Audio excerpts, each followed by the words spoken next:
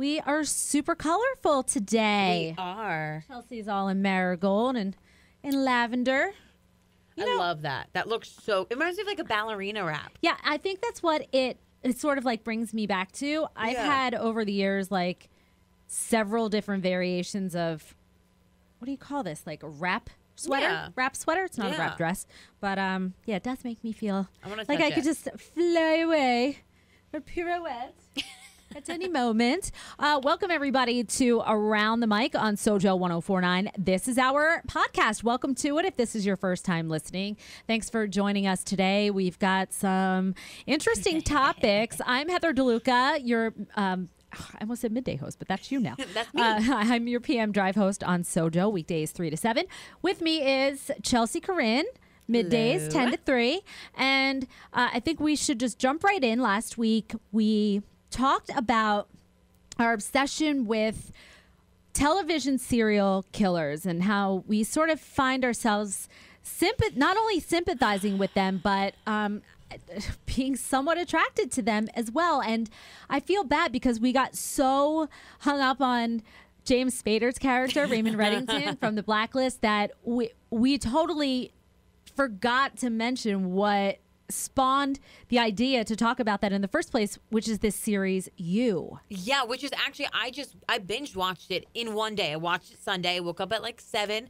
I finished it at like 2 a.m. And that was also with like doing other things throughout the day. It is, I get it.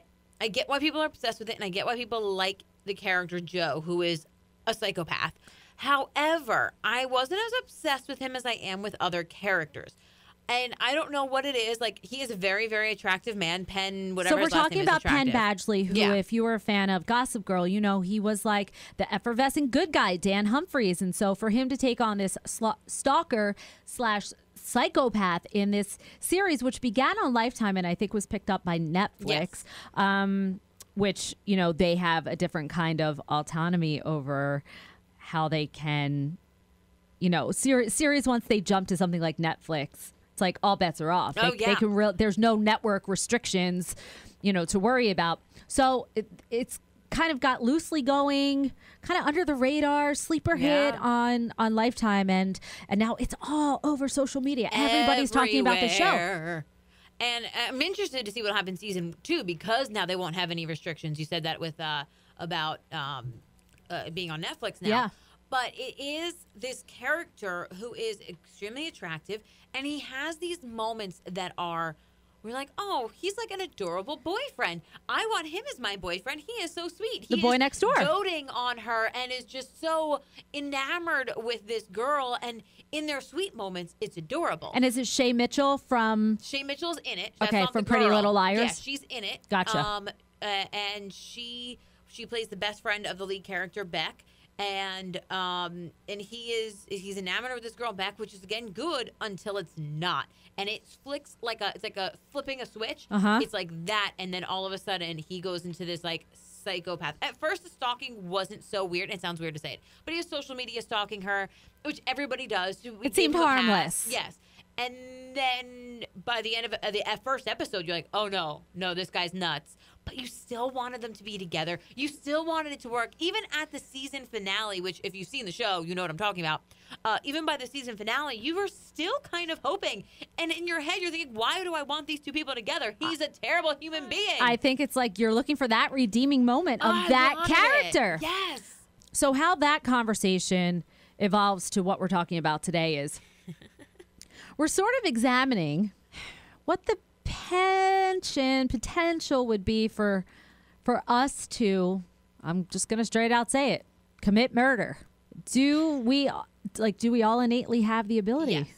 And it sounds like a very definitive answer, but I think so. And I think of it as just like a biology standpoint, is that for most of human existence, we were hunters and we were killers. We were defending our own families, and throughout history, killing has been such a major thing in human nature.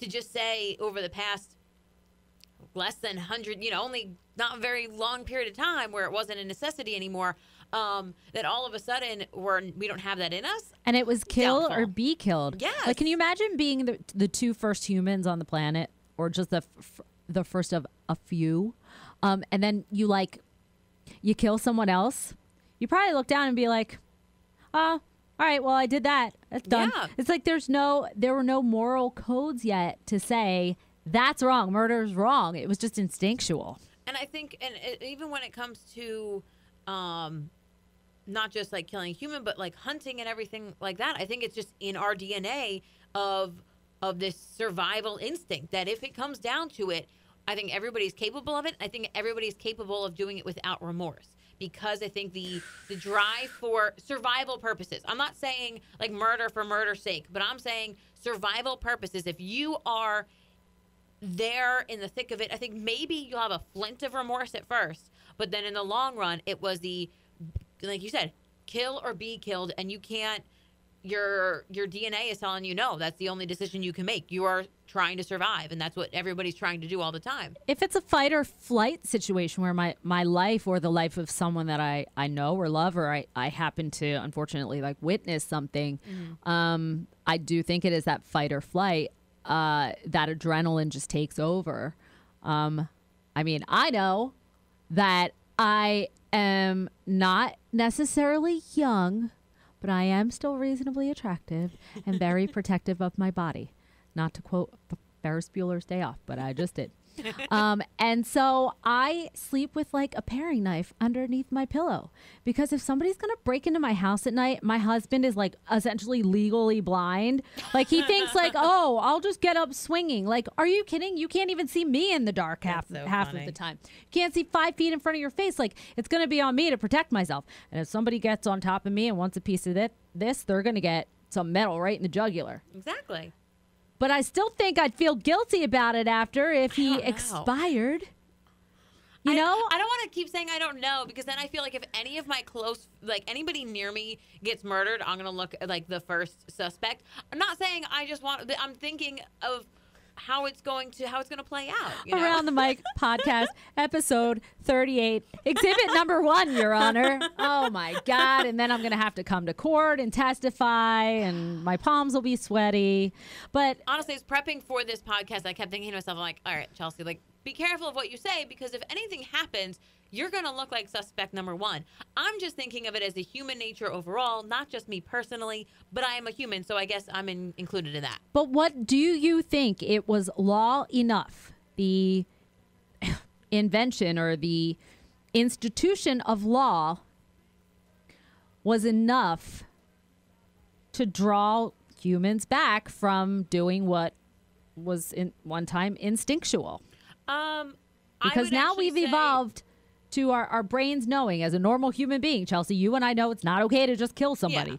I would think it would be before. Well, I would say it's more of, it started off with before it was like organized society, it was religion, but religion has laws. So you can't, that's kind of goes hand in hand of saying that, you know, there are, you know, with Christianity, there's the 10 and there's 10 commandments, so that is the law. So I would say, yeah, law and having a moral compass from pre-society times was a religion thing before it was a society thing. Can you imagine how great it must have been? I think everybody can relate to this. And please, this is pure sarcasm, but I don't want to like incriminate myself here, but how great it must have been if like they're all working around the fire and you got a bunch of like workers, and then you've got a slacker worker over here just kind of like kicking rocks and doing stuff, and like to just grab them and like throw them off a cliff. Like, which is, I think, sometimes what you want to do with people you work with. You know, you go there mentally in your mind, like, if I could just really get away with strangling this person right now, I would. But back then, you know, it was just like, I think gone. like vigilantism should be a thing, and they do it. Rumor has it, I don't know if it's 100% true or not, but they say in the Philippines that the government gives a reward if you kill a drug dealer, and I don't know if it's true. I'm going by off of what my brother told me, but I think vigilantism should be a thing. But then it becomes the purge. Everybody decides, I'm a vigilante, and this person wronged somebody else, so I'm just going to knock them off. I just watch way too many comic book TV shows and movies to want this to be a real thing, though. Like Daredevil? Ugh. I know, but like, why there are law enforcement officers, police officers, investigators, and not vigilantes is because you have to have some sort of evidentiary support. You can't just, vigilantes just go off suspicion. Yeah. Oh, I heard you grabbed my cousin's bum in the bar. All right, well, I'm taking you out. What about then Batman? He works for the police technically, so then he does what they can't do. Well, he's hot. Exactly. We're gonna exclude superheroes from this narrative entirely. So what do you think? Do you think that the average everyday person, like, have you ever actually truly gotten mad enough at somebody that you felt a rage come over you that you could commit homicide? No, not yet, at least. Not yet. Not yet. I think everybody at some point in their life has that flash moment of like, It's really sad. I think you could kill somebody and just keep on walking. Who, me? You're not the first person to have said that. You're not. That's the sad part of this conversation. We got to be very careful around Chelsea around here. I'm not going to kill anybody. You just never know when she's going to. But I've been told that before. Oops. You tripped there. You fall down a flight of stairs. No. Okay, we want to know if you think the average everyday person, not somebody with clinical psychopathic tendencies, has the ability to commit murder without regret. Let us know in the comments, somewhere, tweet us. I don't know. If you want to tell us we're just absolutely maniacal for even having this conversation, that's okay too. Yeah, no, that's fine. Totally cool. Yeah, we like attention. We're codependent, so we are. It's a problem. So from there we go to eggs. Yeah. I'm so confused with this conversation of how this all begins with eggs were very popular in the news this week because an egg, a single lone egg, uncooked egg, just in its shell, standing upright, beat out Kylie Jenner for the most viewed photo ever on Instagram. Like billions of people. Humans. I love human beings and how freaking sad egg. we are that this has happened. And I applaud you. Congratulations. This is where society has led. This is why they joke the aliens won't come to see us. We are so because of easily this. entertained. This is why. We would look at the aliens and be like, did you bring an egg? Gosh, it's so sad. So Chelsea and I and a few other coworkers were like trying to live our best lives in January and shed a little bit of, holiday weight. Oh, this goes before holiday. Let's just say that this goes back to like Hoagie Fest 2017. But that's okay. So Chelsea has been on a regimen that has her eating, a lot of hard-boiled eggs. And I like hard-boiled eggs. And they say it's like the easiest culinary thing to be able to do. Like boiling water, boiling hard-boiled eggs is where it starts for every American housewife. Clearly not for you, as I'm assuming where this story is going. Well, I mean, I've done it, but I've undercooked them sometimes. I followed all the rules. Take them out, throw them in an ice bath. It'll be easier to crack a shell. I've had gadgets that help you crack the shell. They're just so much more trouble than they're worth. So on occasion, like we've talked about I had them today. The 2 hard-boiled eggs that come in the package that they sell at like Wawa and other stores, and they're already deshelled, which is like a beautiful thing, you would think. But we're in the grocery store, my husband and I, a couple weeks ago, and I said I really should make some hard-boiled eggs and just keep them for food prep purposes for this week. And we're in the dairy aisle, which that's a whole other thing. Eggs are not dairy, so I don't know why they're kept in the dairy aisle. Do you know that? Yeah, I've never thought of it. They're actually considered part of the meat family. That's where they are on the food diagram. Yeah. Anyway, so we see a whole bag of those, like. Yeah, the one that I bought, right? Yes. Yeah. The hard-boiled eggs, and Sean's like, "Look at this. You can just buy this." And I looked at him. I said, "No, that's cheating." No, it's not. And he's like, "What?" I was like, "No, that's cheating. This is ridiculous." I said, as a community, I'm talking to 3 different people in my home that don't even have physical bodies. They're just voices. They don't exist. And now you're telling me, like, I'm going to just buy an entire, when I have a perfectly good crate of eggs sitting in the refrigerator that are there for me free right now, I'm going to cheat and buy these? I feel really judged right now. Really, really harshly judged. I think it was for myself, but when Chelsea, you walked into the studio with those yesterday, I had a very visceral reaction to, oh my God, she cheated, but now I should have too. Yeah. I got a lot of stuff I got to get done. I don't have time to I mean, I shouldn't say time because it doesn't take long to hard boil an egg. But isn't that, I'm sorry, oh my God, we've become lazy AF. I'm okay with that. Because I Spilled am over lazy me. AF. I'm fine with that. I have accepted that in my life. I know that. I'm okay with that. I think I was mad at myself because I'm like, gosh, can't I get a hard-boiled egg right just once? Yeah. I'm gonna do this. I want to get.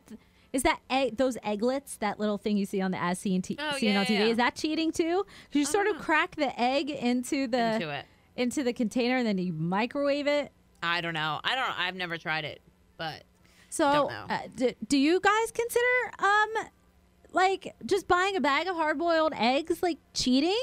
No. I feel like a bad wife. I'm gonna answer for them. I feel like a bad wife and a bad human and lazy AF, like I said. But it's all right. I think it is. I had to today. I didn't even want to tell you that I had to, but you saw me with them. I didn't see you with them, but now somebody I know. did. Way to throw yourself under the bus. Oh my God, I just was like, oh my God, I can't believe I have to buy something someone else did for me. I'm okay with it. It felt like a diva moment. I think, interesting enough, I think if you bought the eggs, like I have, that's a diva moment because you're not doing it. But you getting mad at other people, I don't think is a diva moment, which is ironic in this situation. Okay. I've helped you out and just threw myself under the bus, but that's fine. I'm okay with that. I mean, shortcuts. I think it was like, maybe it's just that it's the new year and I'm trying really hard to just not be the person that takes shortcuts. I'm trying to do the work. But okay. I don't know. I wrote an article the other day about New Year, Say Me, and that I'm still going to be a hot mess, and I've accepted that in my life. God, we try so hard. That. It starts off so well. I blame the Amy Poehlers of the world and all rom-coms that have the hot mess friend that everybody wants to be friends with, because I have now become that person, and it's not my fault. Oh, you're no media. Supporting actress, Chelsea. You're a lead act. I am, but Amy Poehler's usually a lead act, and she's still always a hot mess in her. Well, she is movies. sort of kind of the friend. Yeah. Yeah. That's all right. Everybody needs a friend like that to point out I'm glad that you can be lazy AF and a diva when you want to. Yeah. All right. So speaking of the first of the year, we're coming to a new segment I'm going to call The Bitter End. Insert glass crashing sound effects here, and I don't know. No. Okay. Well, this was my only prop. Container push pins. We can add it in actually, post. this sounds like it would make a good New Year's Eve sort of noisemaker. I'm gonna have to remember that for next year. You're just gonna go buy boxes of push pins? Yeah. Well, no, just that one. I'm gonna take that one. Oh, wherever I go, I'm gonna tape it up. Okay. Zhuzh it up a little bit with a little glitter. Okay.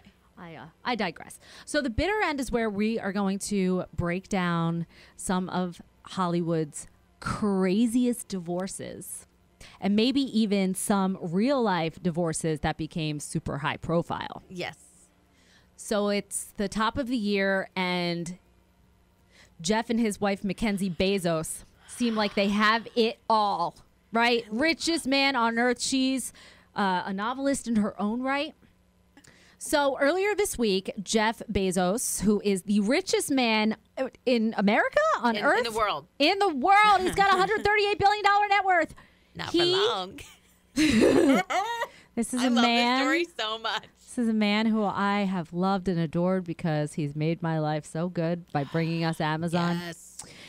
He's a philanthropist. He's like a Bill Gates. He gives away very millions and millions of He apparently was very giving, not to his wife Mackenzie, who he's been married to 25 years, since, right? Yeah, for 25 years.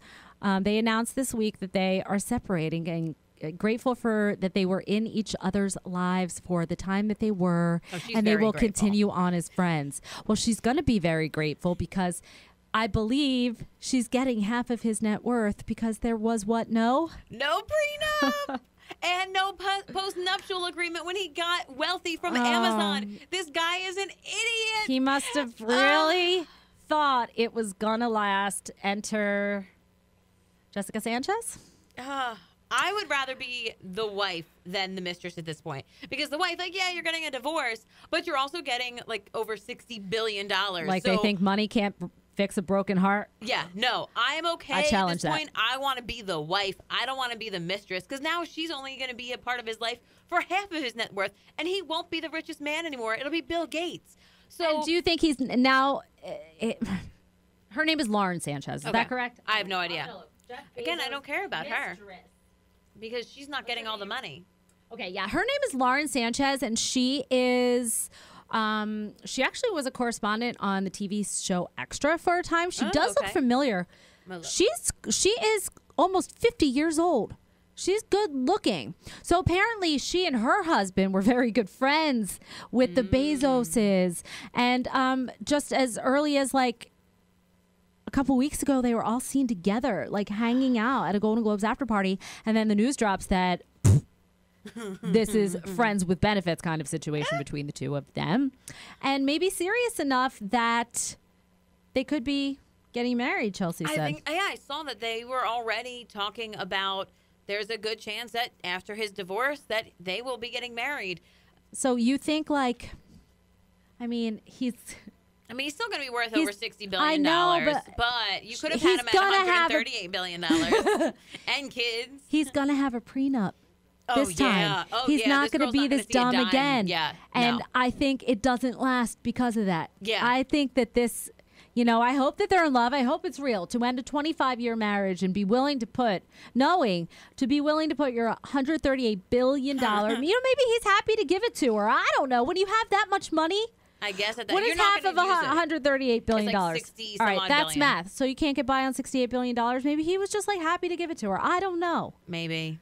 But I'm excited for their kids. Those Christmases, because like divorced parents, their Christmases are about to get so they're much going to be better. trying to outbuy each other. Pin them against each other because that's what kids do. Oh, this is going to be so great. And I almost hope he doesn't have a prenup on this one because I want him to be that stupid for a second time. I hate these cliche, quintessential cheating stories.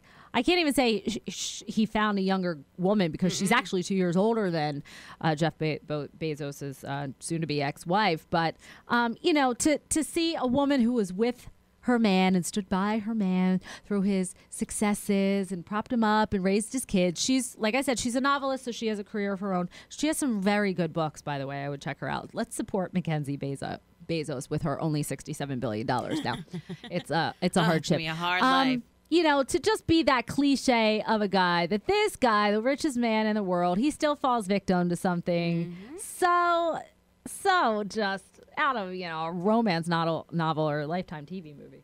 I'd be mad at if I were him, my lawyers and my accountant for not, when the success of Amazon took off and he started getting all this money now saying, hey, you might want to do this. And even if he said, no, it's a bad idea, be, no, you really want to do this. Because what you make from here on out now is yours. And or that's you what make it was. concessions. It was all during their marriage, his wealth. He wasn't that wealthy when he got married. Yeah. So what an idiot. This is up there with some pretty high-profile divorces, like Kevin Costner lost half his wealth to his ex-wife. Mel Gibson, Steven Spielberg, who was worth hundreds of millions of dollars, most of because of other women. Yeah. So, mazel to the soon-to-be new Bezoses. Please, I don't want this to affect Amazon, though. I think they'll probably start selling a lot more spyware and maybe devices to detect cheating. Too funny. So that is The Bitter End. If you have any comments about this series or you want us to examine celebrity divorces that have riveted you over the years, we would love to tackle those. So thanks for checking out Around the Mic. Oh, and by the way, next week in The Bitter End, we're going to break down the divorce of Tom Cruise and Katie Holmes and why he no longer sees his daughter Suri, and it's a good one. So if you like our podcast, please give us a good rating. Definitely subscribe so you always know when we post a new episode. You can find Chelsea Corinne on SoJO 1049 weekdays from 10 to 3 p.m. And I'm Heather DeLuca. I will catch you on the radio 3 to 7 Monday through Friday. And of course, both next time on Around the Mic.